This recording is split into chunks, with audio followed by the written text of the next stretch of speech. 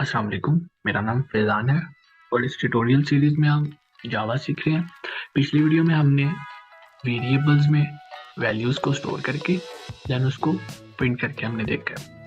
इस वीडियो में हम यूज़र से वैल्यू इनपुट लेंगे देन उसको हम प्रिंट करेंगे। सी प्लस प्लस में तो हम सिंपल सी आउट या सी इन के थ्रू वैल्यूज़ एंटर करवा लेते थे, बट इसमें थोड़ा डिफरेंट है। इसमें हमारे पास स्कैनर क्लास है, स्कैनर जिसका हम ऑब्जेक्ट क्रिएट करेंगे। इसका नाम स्कैनर ही रख लेते हैं, इक्वल्स टू न्यू स्कैनर। हम इसका एक वेरिएबल क्रिएट कर रहे हैं। ये अभी हमने स्कैनर क्लास के इस वेरिएबल इस ऑब्जेक्ट को जस्ट डिक्लेयर किया, और अगर यहाँ पे मैं इसको इनिशियलाइज करता हूँ तो इसके कंस्ट्रक्टर को कॉल करना पड़ेगा। कंस्ट्रक्टर की पैरामीटराइज्ड कंस्ट्रक्टर है, इसके अंदर हमें बताना पड़ेगा कि हम किस टाइप का स्कैनर क्रिएट कर रहे हैं। तो यहाँ पे हम सिस्टम डॉट इन का स्कैनर क्रिएट कर रहे हैं, मीन्स सिस्टम डॉट इन हम यूजर से वैल्यू इन करेंगे, इन करवाएंगे। सो इसलिए सिस्टम डॉट इन यहाँ पे हम यूज करेंगे। अब इस स्कैनर को यूज इस तरह से करेंगे, हम जो वैल्यू यूजर एंटर करेगा उसको किसी ना किसी वेरिएबल में हम स्टोर कर लेंगे। हम यूजर से उसकी एज पूछ लेते हैं। इंटीजर डाटा टाइप क्रिएट करेंगे, इंटीजर डाटा टाइप का एक variable age. By default age 0 होगी और देन यूजर से हम एज प्रिंट करवाएंगे। SOUT सिस्टम आउट, ये शॉर्टकट है। देन यहाँ पे हम एक यूजर को मैसेज शो करेंगे, एंटर योर एज।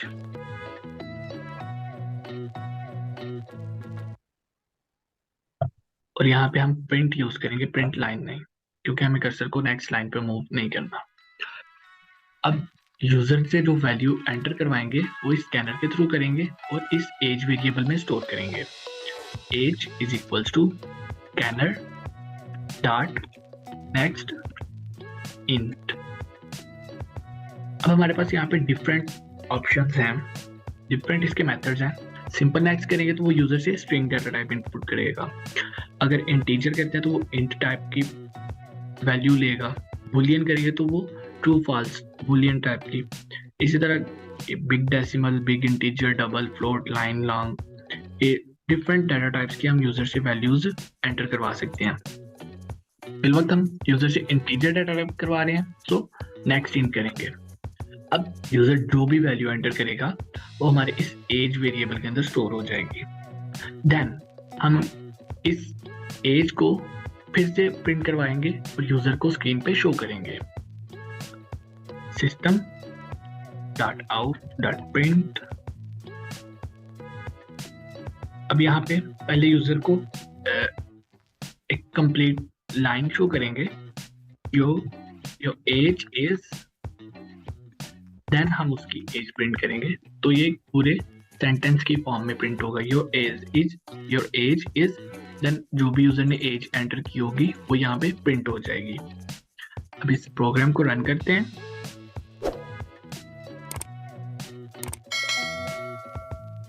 तो ये देखिए अब यहाँ पे हमसे वैल्यू एंटर करवाएगा। अब यहाँ पे हमने स्कैनर यूज किया, इस वजह से अभी उसने इस लाइन को प्रिंट नहीं किया, बिकॉज अभी हमारा जो कर्सर है, जो हमारा कंपाइलर है, वो इस लाइन पे अभी स्टॉप है। वो वेट कर रहा है कि यूजर कोई इनपुट एंटर करके एंटर प्रेस करेगा, देन वो नेक्स्ट लाइन को कॉल करेगा। अब यहाँ पे हम एज एंटर कर देते हैं, कोई भी एंटर प्रेस करूंगा, देन वो इस नेक्स्ट लाइन को, जो लाइन नंबर 11 है, इसको उसने कॉल किया। योर एज इज 20 एंटर किया था तो 20 एज उसने प्रिंट कर दी। अब यहाँ पे हम यूजर से अब उसका नेम भी एंटर करवाएंगे।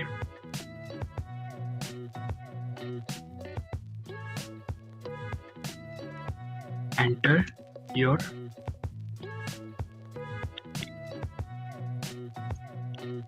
अब यूजर यहाँ पे अपना नेम एंटर करेगा और वो नेम और एज हम दोनों उसको शो करवाएंगे स्क्रीन के ऊपर। स्कैनर सेम उसी स्कैनर के थ्रू वेरिएबल हम यही यूज करेंगे स्कैनर का, और इसी के थ्रू हम डिफरेंट वैल्यूज यूजर से इनपुट करवाएंगे। अब यहाँ पे एक और वेरिएबल क्रिएट कर लेते हैं स्ट्रिंग डाटा टाइप का नेम, और यहाँ पे इस नेम के अंदर हम वैल्यू स्टोर कर लेंगे जो यूजर एंटर करेगा। नेक्स्ट,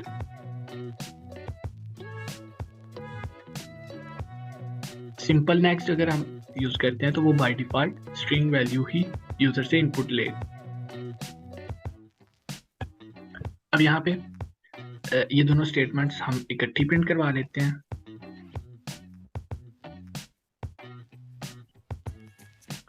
योर नेम इज, और यहाँ पे हम नेम प्रिंट करवा देंगे। अब यूजर जो भी नेम और एज एंटर की होगी वो यहाँ पे प्रिंट कर देगा। अब इसको दोबारा रन करते हैं।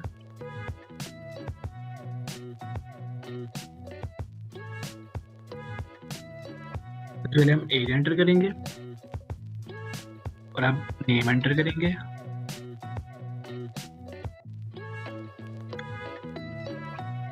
तो उसने यहाँ पे कर दिया your age is 20, your name is Faizan. अच्छा, यहाँ पे मैंने अपना पूरा नाम एंटर किया था फैजान राजपूत, लेकिन यहाँ पे उसने जस्ट प्रिंट फैजान किया।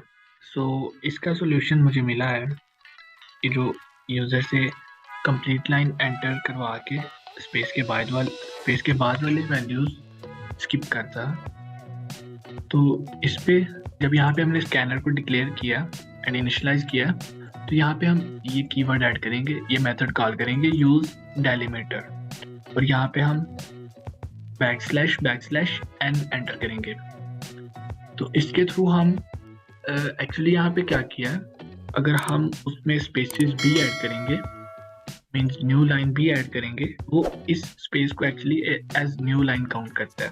तो अगर हम यहाँ पे स्पेस ऐड करेंगे मींस न्यू लाइन ऐड कर रहे हैं, तो अब वो इस स्टेटमेंट का इस जो डेलिमीटर है इसके थ्रू वो इस स्पेस को स्किप करेगा, means as new line count नहीं करेगा, और उसको इसी स्ट्रिंग के अंदर स्टोर कर देगा। और अब अगर हम नेम को स्कैनर डॉट नेक्स्ट करेंगे तो वो पूरा नाम एंटर करवाएगा। मैं इसको आपको दोबारा रन करके दिखा देता हूँ।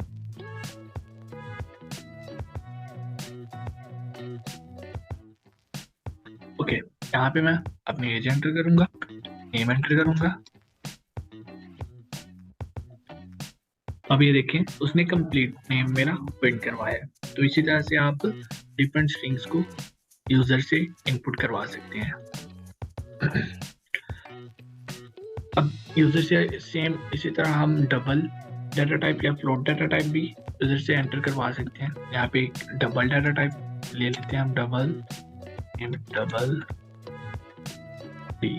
एंड डिफॉल्ट वैल्यूज की 0.0 हम सेट कर देते हैं। अब यूजर से हमने CGP एंटर करवा लेते हैं, उसका current CGP enter your current CGP and वो जितना भी होगा वो यहाँ पे एंटर करेगा। अब वो CGP हम इस D के अंदर स्टोर करेंगे, इसका नाम हम CGPA ही रख देते हैं वेरिएबल का। देन इसको हम इसमें करेंगे CGPA is equals to scanner dot next double. अब ये यूजर से डबल वैल्यू कट करके CGP में स्टोर कर देगा। एंड इस लाइन को मैं कॉपी करता हूँ, यहाँ पे पेस्ट करता हूँ, योर करंट CGPA इज, यहाँ पे CGPA प्रिंट कर देंगे। अब इसको मैं दोबारा रन करता हूँ। अब यूजर से तीनों वैल्यूज एंटर करवाएंगे। ओके, अब उसने यहाँ पे यूजर से CGPA एंटर नहीं करवाया, सॉरी CGPA वो नेक्स्ट लाइन पे जाके एंटर करवा रहे हैं। क्यों?